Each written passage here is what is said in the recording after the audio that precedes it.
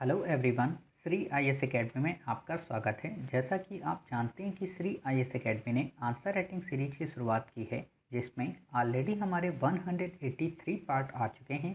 ये हमारा पार्ट 184 है।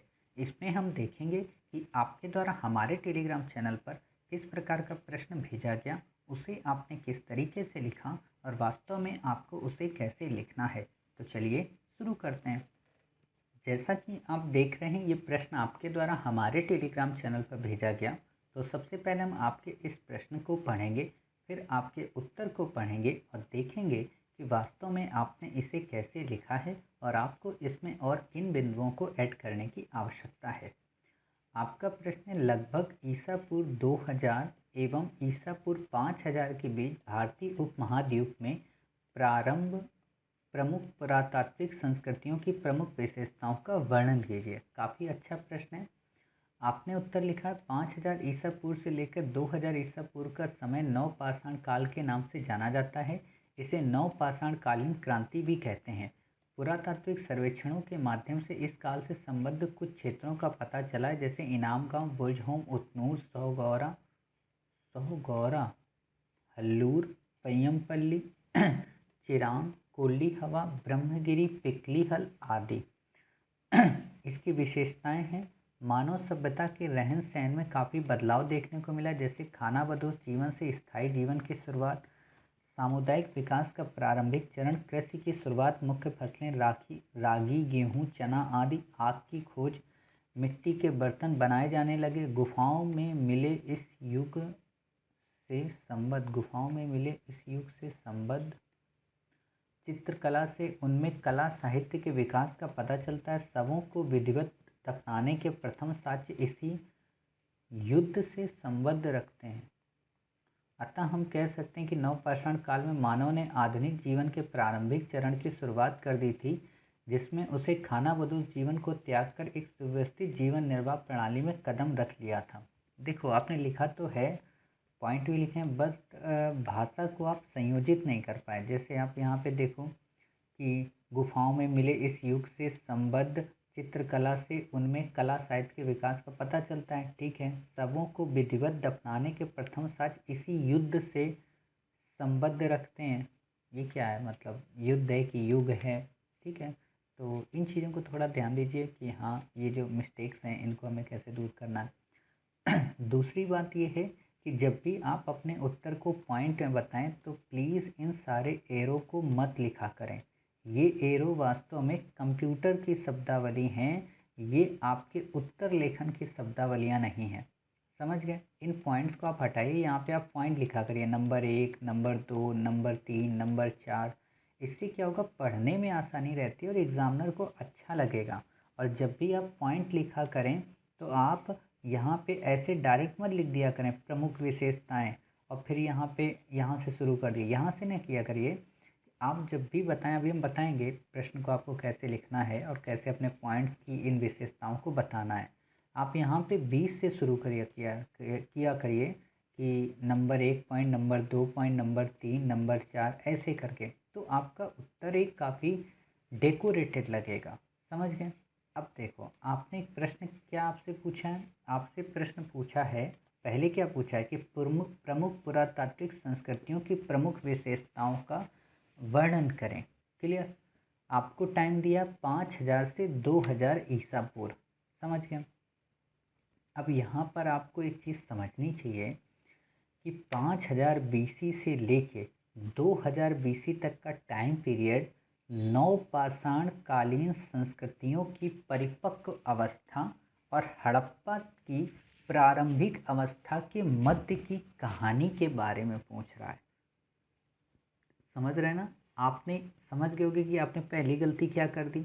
मतलब आपने पहले ही कालखंड से ये प्रूव कर दिया कि वास्तव में ये पूरा का पूरा टाइम पीरियड नवपाषाण कालीन क्रांति का है, जबकि आपको पता है कि 5000 ईसा पूर्व के बाद से अर्थात 2500 बीसी से लेकर या 2250 बीसी से लेकर, देखो 2500 पे तो सभी सम्मत नहीं है, लेकिन 2250 पे तो लगभग सभी लोग सम्मत हैं कि हाँ 2250 बीसी से लेके 1750 तक या 1700 तक का जो टाइम पीरियड है वो हड़प्पा सिविलाइजेशन का टाइम पीरियड है।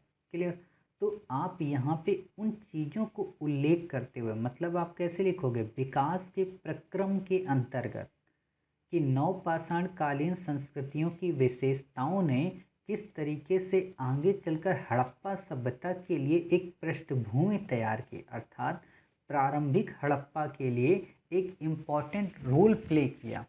समझ रहे हैं। और जब आप ऐसे प्रश्न को देखते हो तो आपको तुरंत समझ में आ जाना चाहिए कि अब हमें उन्हीं प्लेसेस को बताना है एग्जाम्पल में जिन प्लेसेस का संबंध कहीं ना कहीं नवपाषाण काल के साथ साथ हड़प्पा से भी हो। समझ गए। अब यहाँ पे हिस्ट्री मैपिंग काफ़ी इम्पोर्टेंट रोल प्ले कर देती है। तो आप जब भी इस प्रश्न का उत्तर लिखें तो यहाँ पे इस चीज़ को मिक्स कर दें। समझ गए। अब आप कैसे बताएंगे ये हम आपको बता देते हैं। तो देखो, कई बार क्या होता है कि जब आप प्रश्न को ये ऐसे इनकोड कर देते हो ना कि 5000 ईसा पूर्व से 2000 ईसा पूर्व, तो एग्ज़ामिनर थोड़ा बोरियत होता है और आपके शब्द चले जाते हैं। आपको ऐसा नहीं करना चाहिए। आपको क्या करना चाहिए यहाँ पे, अ, जैसे आपने लिखा ना कि ये लगभग 2000 ईसा पूर्व से लगभग 5000 ईसा पूर्व के बीच भारतीय उपमहाद्वीप में प्राप्त प्रमुख पुरातात्विक संस्कृतियों का। क्लियर। आपको यहाँ से अपना उत्तर शुरू करना है कि इस समय काल में नवपाषाण कालीन संस्कृति अपनी परिपक्व अवस्था में थी, जो कि आगे चलकर हड़प्पा सभ्यता के रूप में तब्दील हो जाती है। क्लियर। अब आप यहाँ पे बताओ कि इस काल की संस्कृति की कई मुख्य विशेषताएं थी जो कि निम्नवत हैं। कई मुख्य विशेषताएं थी जो कि निम्नवत हैं। आप इस लाइन को समझिएगा, ये ऊपर वाले पैरा से लिंक कर रही है और ये सारी पॉइंट्स आपको हटा देने हैं अभी के लिए। क्यों? क्योंकि आपको प्रश्न को डायरेक्ट इनकोड करना है। अब आपने बता दिया कि जो मुख्य विशेषताएं निम्नवत हैं। अब आप बताओ इसमें कि नंबर 1 क्या था, इनका जो जीवन था वह स्थायी हो गया था। पहले खानाबदोश और घुमक्कड़ होता था। दूसरा, इन्होंने आग का कुशलतम उपयोग किया। यहाँ एक चीज़ ध्यान देना, मैंने कहा है कि आग का कुशलतम उपयोग किया, आपने लिखा है आग की खोज की। समझ रहे हो ना। पूरा पाषाण काल का जो मानव था उस समय वो आग के बारे में जान नहीं पाया था, बल्कि आग के बारे में समझ विकसित कर रहा था। मध्य पाषाण काल तक आते आते मानव ने आग की खोज को समझने का प्रयत्न किया और जब नवपाषाण काल आया तो इस आग का उपयोग काफ़ी अच्छे स्तर पर वो करने लगा। समझ रहे हो। ये तीनों स्टेजेस हैं आग की खोज को लेकर। हम जब एंशिएंट इंडिया आपको पढ़ाएंगे तो वहाँ पे काफ़ी डिटेल में आपको इन चीज़ों का अध्ययन कराएंगे। क्लियर। अब क्या किया कि उसने स्थायी जीवन व्यतीत करना शुरू कर दिया। एग्रीकल्चर पर पूरी तरह से डिपेंड हो गया। न केवल खाद्यान्न फसलों को उपजाया बल्कि नकदी फसलों को भी उपजाया। नकदी का मतलब क्या, कि वो फसलें जो व्यापार वाणिज्य के लिए प्रमोट होती थी। हालांकि अभी भी व्यापार वाणिज्य उतना उन्नत नहीं था जो कि आगे चलकर हड़प्पा सभ्यता में देखने को मिलता है। कारण अभी कृषि में अधिशेष की मात्रा उतनी नहीं बढ़ी थी। अब आप ऐसे जब लिख देते हो ना तो आप क्या करते हो ना कि आगे आने वाली बात की पृष्ठभूमि तैयार कर देते हो। समझ गए। फिर आप यहाँ पे बताओ कि जब इनका जीवन स्थायित होने लगा तो इनमें समुदाय का विकास हुआ, अर्थात विवाह जैसी परंपरा की शुरुआत भी हुई होगी। अब वर्ड को समझना, हुई होगी मतलब हम ये कंफर्म नहीं कह सकते कि हुआ होगा कि नहीं हुआ होगा। क्यों? क्योंकि नवपाषाण काल के जो स्रोत हैं वो लिखित तो है नहीं।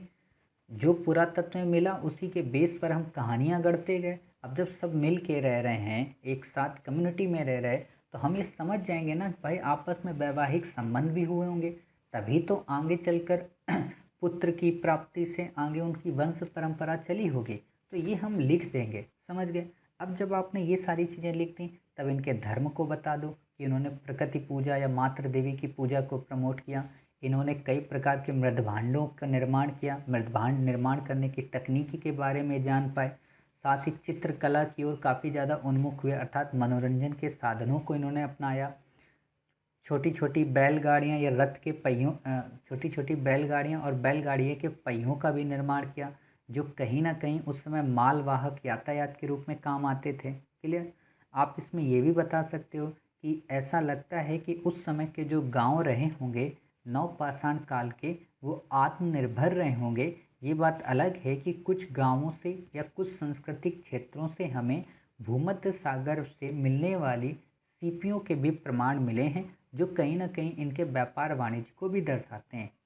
किंतु ये अवस्था अर्थात यही कई सारी संस्कृतियां मिलकर, अब यहाँ पे आप कई सारी संस्कृतियों का नाम बताओगे, कौन कौन सी संस्कृतियां, जैसे आमरी, कुल्ली, क्लियर, नाल, इन कई सारी संस्कृतियों ने मिलकर आगे चलकर हड़प्पा सभ्यता की पृष्ठभूमि तैयार की। अब आप हड़प्पा सभ्यता के एक दो फीचर बता के अपने उत्तर को कंप्लीट कर लोगे। समझ गए। अब जब आप कृषि इसमें बताते हो तो यहाँ पे आप पशुपालन को तो ऐड कर लोगे, तो नॉर्मल सी बात है। आपको पता है कि इसी समय मानव ने पहली बार कुत्ते को अपना पालतू पशु भी बनाया था। समझ गए। अब आप देखो यहाँ पे कहीं पे मैंने इन चीज़ों का उपयोग किया नहीं किया। मैंने क्या किया कि प्रश्न को गहन बना दिया विश्लेषण के माध्यम से। देखो होता क्या है ना कि कई बार हम लोग जब उत्तर लिखते हैं तो उत्तर को गहन बनाने के लिए हम तथ्यों का उपयोग कर लेते हैं कि तथ्य ज़्यादा डाल देंगे तो उत्तर हमारा गहन हो जाएगा। बल्कि जब आप तथ्य ज़्यादा डाल देते हो तो उत्तर में आपकी विश्लेषण की शैली समाप्त हो जाती है। और जब उत्तर में विश्लेषण की शैली समाप्त हो जाती है तो क्या होता है कि इससे आपका उत्तर एक उचित निष्कर्ष की ओर नहीं पहुंच पाता और प्रश्न की डिमांड के प्रतिकूल हो जाता है। समझ रहे हैं? तो आप तथ्य केवल वहीं पर डालें जहाँ पे उचित हों। जैसे आपने जब मृदभांडों की बात की तो वहाँ पर मेहरगढ़ का जिक्र कर सकते हैं।